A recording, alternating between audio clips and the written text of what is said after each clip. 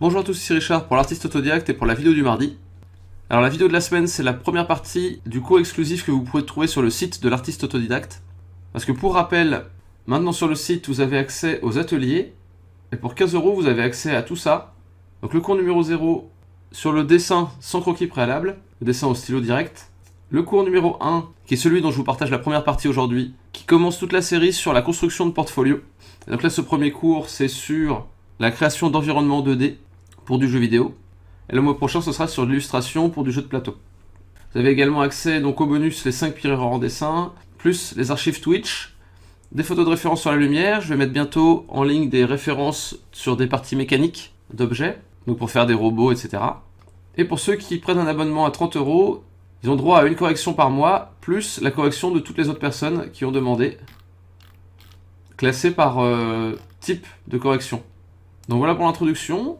N'hésitez pas à vous inscrire. Ça coûte 15 € par mois, mais j'essaie vraiment de faire en sorte que vous en ayez pour votre argent.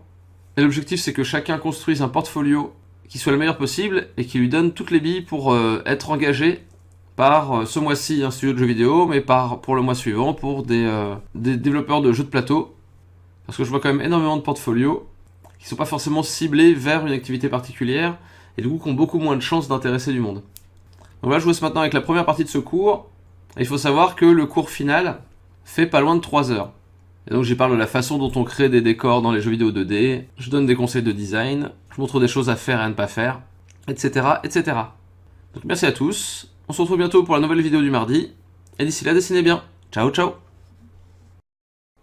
Bonjour à tous, c'est Richard pour l'artiste autodidacte, et bienvenue dans ce premier cours exclusif pour le site de l'artiste autodidacte.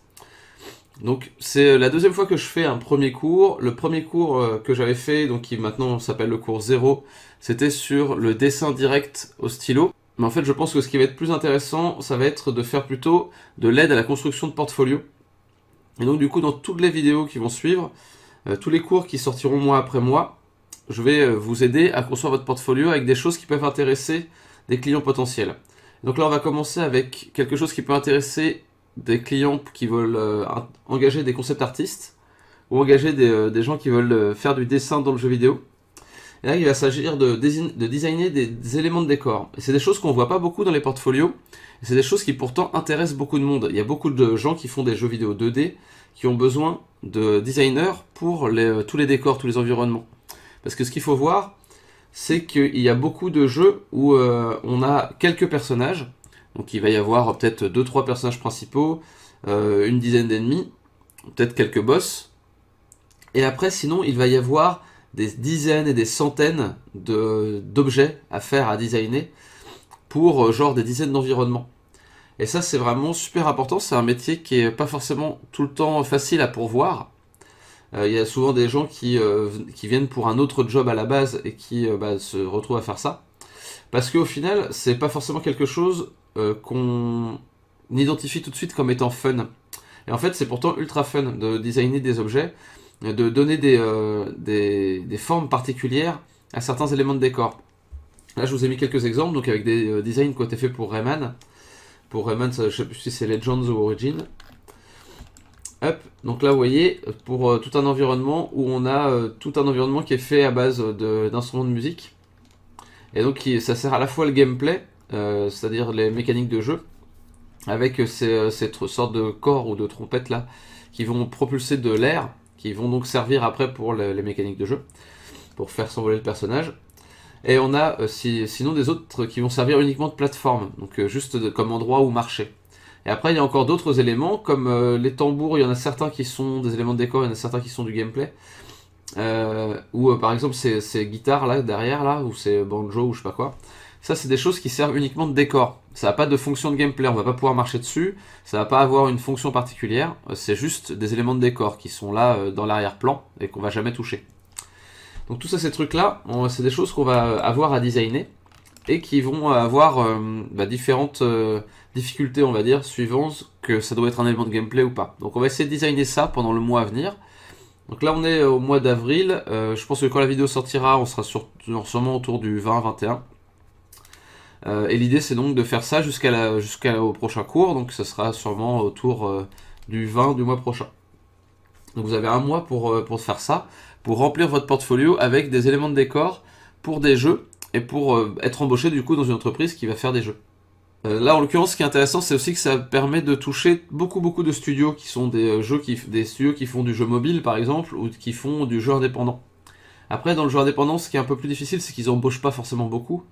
Mais en tout cas ça permet toujours de montrer un peu plus ses compétences et de faire des assets qui vont servir dans le jeu. Donc pas faire que du concept art, pas faire que des choses qui sont des idées, mais aussi des assets graphiques qui vont aller directement dans le jeu.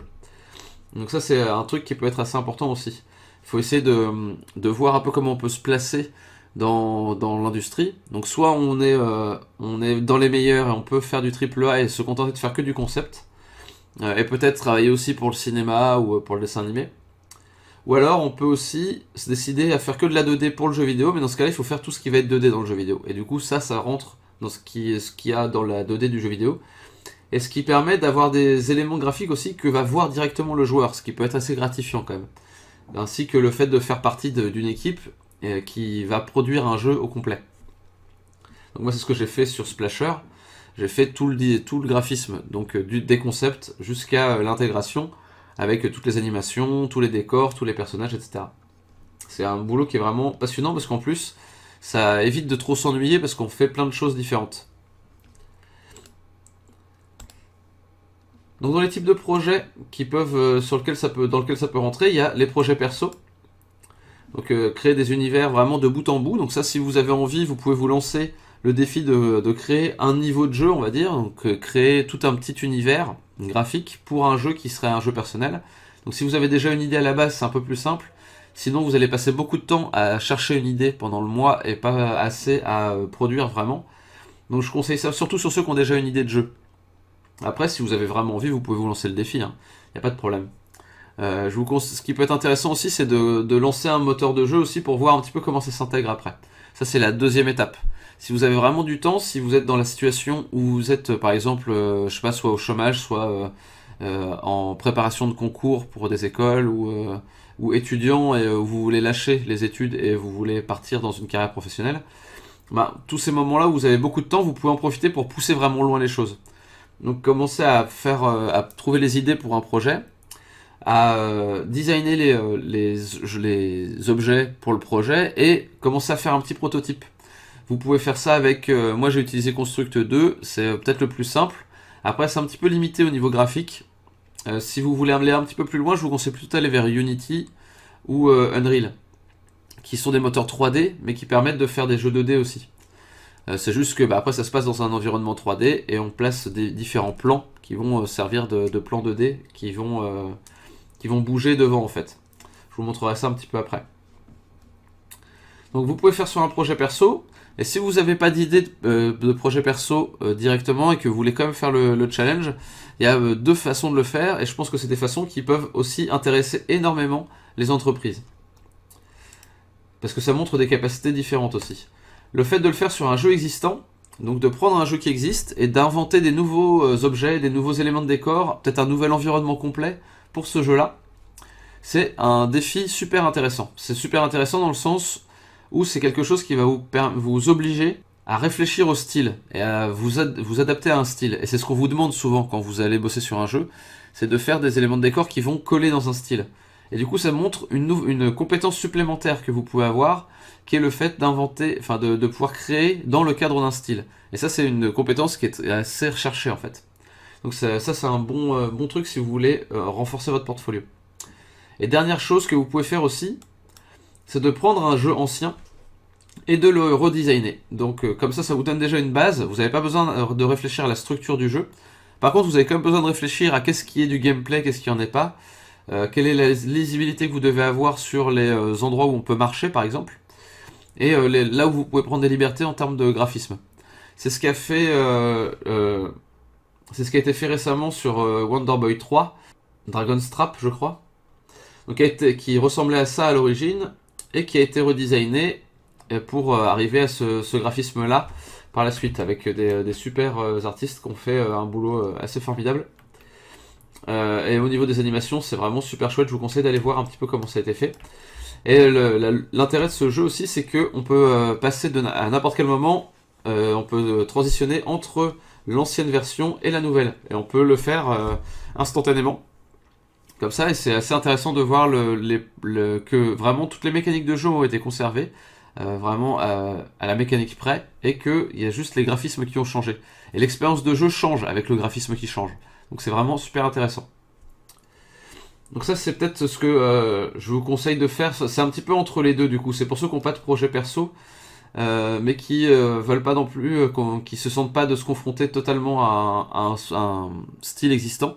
Là, ça permet d'avoir une certaine liberté, mais dans un cadre quand même relativement précis, d'un jeu qui existe. Et après, ce que je vous propose de faire ce mois-ci, c'est que pour des jeux de plateforme ou des jeux en vue de côté. Ça peut être des jeux d'action, ça peut être autre chose, mais que pour des jeux en vue de côté. Parce que c'est là où on va avoir peut-être le plus de liberté en termes graphiques sur les assets. Et c'est là peut-être où on va avoir aussi le plus de facilité, parce que c'est des choses qu'on voit le plus facilement en fait. Des vues de profil, on en a assez régulièrement dans notre monde. On a pas mal d'objets qui sont stockés dans notre mémoire en vue de profil. Donc ça permet d'être quand même relativement simple sur l'appréciation du design. On fera des choses en vue isométrique, en vue complètement du dessus plus tard. Là pour l'instant on va vraiment se concentrer sur la vue de profil.